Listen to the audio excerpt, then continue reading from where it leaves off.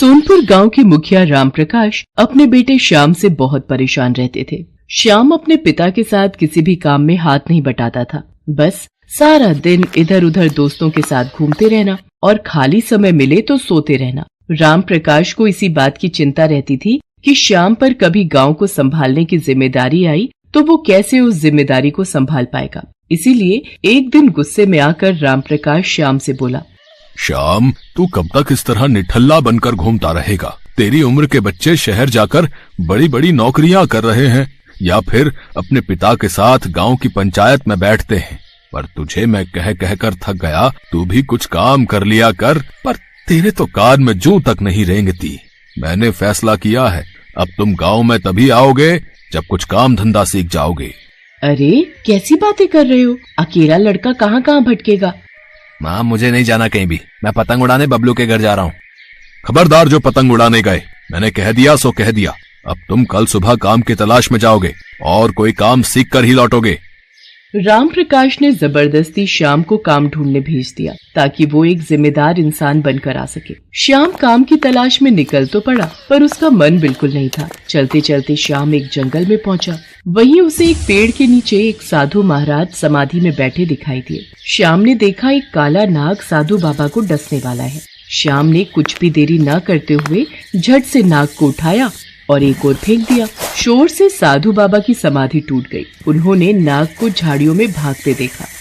धन्यवाद बेटा, तुमने आज मेरी जान बचा ली। आओ मेरी कुटिया में चलो, वहाँ चलकर बात करते हैं।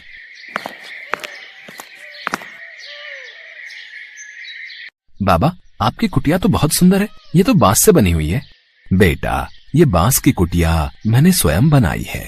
बांस को जोड़ जोड़ कर बहुत मेहनत से मैंने इसे तैयार किया है। बाबा, क्या मैं कुछ दिन यहाँ आपके पास रह सकता हूँ?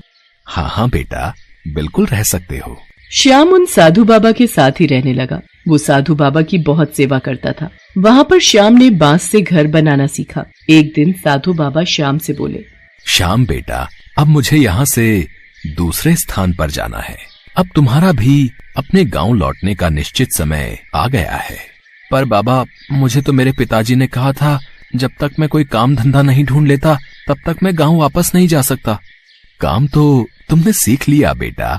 तुमने बांस के घर बनाने सीखे हैं, वो भी बहुत मेहनत का काम है। अब तुम अपने गांव जाना और वहां पर तुम जल्दी ही बांस के घर बनाना शुरू कर देना। बस यही तुम्हारा काम है। एक दिन ये बांस के घर तुम्हारे बहुत काम आएंगे।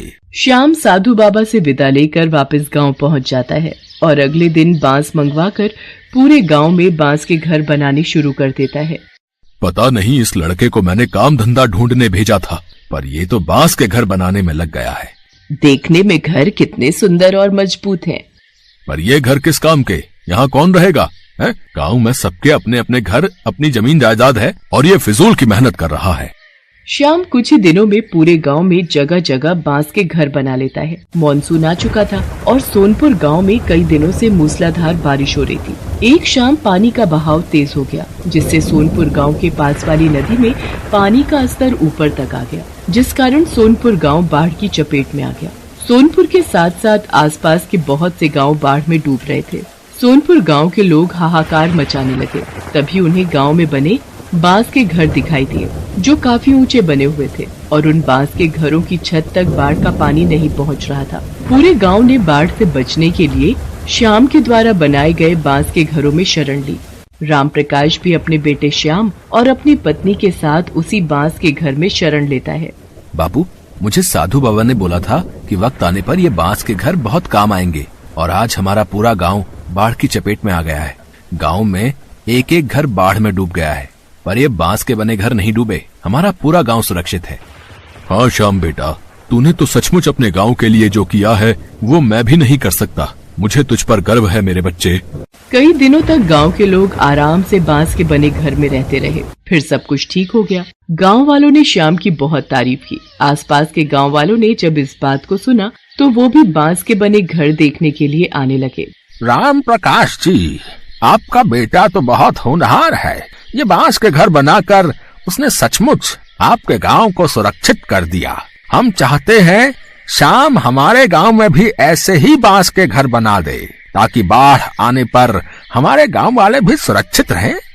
जितनी भी लागत लगेगी वो तुम ले लेना श्याम बेटा, पर हम सब के गांव में तुम ऐसे ही बांस के घर बनाने का काम शुरू करवा दो।